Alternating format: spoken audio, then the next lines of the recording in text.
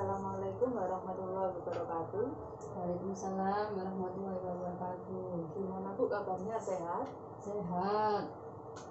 Di dalam pertemuan kali ini kita akan belajar mengenai merencanakan hutang dengan hati-hati agar kita tidak terjerumus dengan hutang.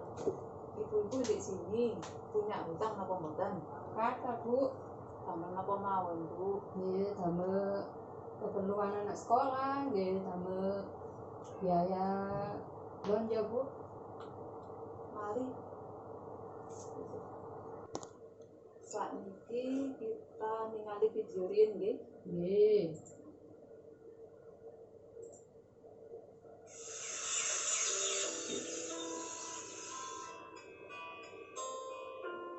Untung saja kita punya kartu Jamkesmas ya nak.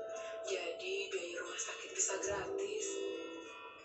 Ada obat tambahan yang tidak ditanggung Jamkesmas Bu, harus kita tebus sendiri. Harganya 400.000 lebih.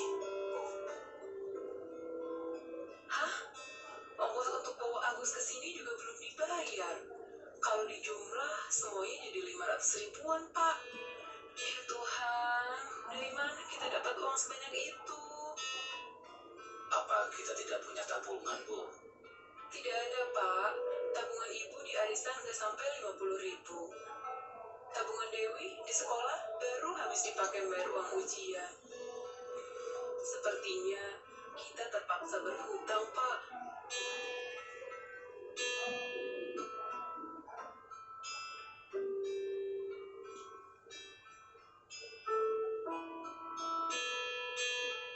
Ibu menyesal pinjam uang ke Bu Raiba. Utang kita yang 500 ribu udah ibu bayar 100 ribu bulan lalu. Tapi kita masih harus store 500 ribu lagi dalam 5 bulan ini. Padahal waktu menyerahkan uangnya, Bu Raiba sudah langsung memotong 50 ribu. Utang kita jadi banyak sekali Pak. Itu pasti Pak Ceti Pak. Dia pasti mau nagih utang juga. Berapa utang kita ke Pak Ceti? Cuma 100 ribu Pak untuk bayar cicilan utang ke Bu Raiba. Tapi harus lunas dalam 3 minggu. Dan ibu harus store 20 ribu setiap minggunya. Ibu belum bayar minggu lalu. Sekarang Pak Ceti udah datang lagi. Lili, mana uangnya? 40.000. Mari Ibu kita diskusikan bersama masalah video yang sudah saya tampilkan tadi. Dalam video tersebut, masalah apakah yang dialami oleh Bu Lili? Masalah pakaian utang Bu. Damel napa Gali wau? lubang tutup lubang. Damel napa wau? Anak sakit. Terus apa pesan yang tersirat dalam video tersebut Bu? Itu Bu, banyak utang Bu, jadinya bingung sendiri. Nggak ada tabungan Bu ya Bu? Iya, nggak punya tabungan. Nah, maka dari itu Bu, jika kita tidak rutin menabung dan tidak dapat mengendalikan pengeluaran, maka kita akan lebih sering berhutang dan hutang tersebut akan menimbulkan masalah yang besar. Mari kita lihat tingkat ini Bu ya. Nggih.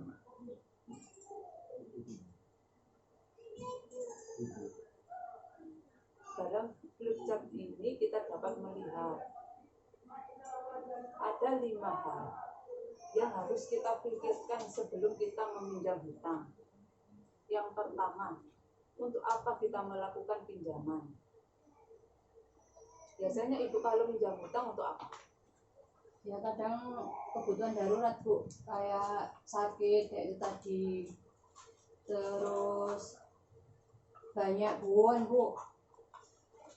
Uang kata Bu. Nggih. Nah, itu sebabnya kita hutang untuk kebutuhan, bukan keinginan atau untuk kegiatan produktif atau untuk memulai usaha. Yang kedua, apakah ada cara lain yang bisa dilakukan sebelum hutang? Ada tabungan atau aset yang Ibu miliki? Nggih. Nggih. Terus yang ketiga, berapa besar kita perlu meminjam? Biasanya Ibu meminjam sesuai dengan kebutuhan yang Ibu miliki atau meminjam nanti pengen ini. Nah, biasanya ya ngono Bu, kepingin tok. Jadi utangnya tambah gede Bu. Nggih. Nah, kita harus sebelum meminjam besaran yang kita perlukan untuk meminjam, sesuaikan jumlah pinjaman dengan kemampuan kita untuk membayarnya. Itulah berdasarkan jumlah pendapatan kita.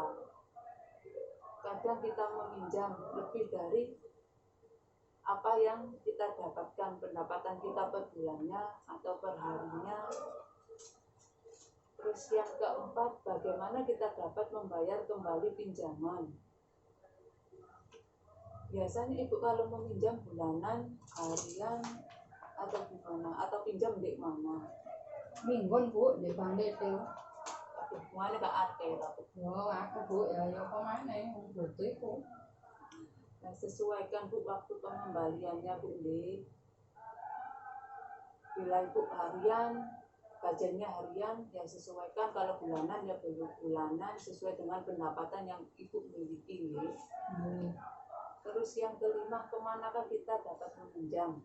Bandingkan tempat meminjam yang ada, carilah tempat meminjam dengan total pengembalian yang paling murah. Kak Ibu tadi, kalau Bank Dete kan banyak Bu bunganya. Iya, ya kemana Bu? Akhirnya utangnya kakek Bu, timbang yang Ibu pinjam. Masih gampang iku ya Bu. Tapi nanti ya dipikir lagi ya Bu, kan resikonya besar.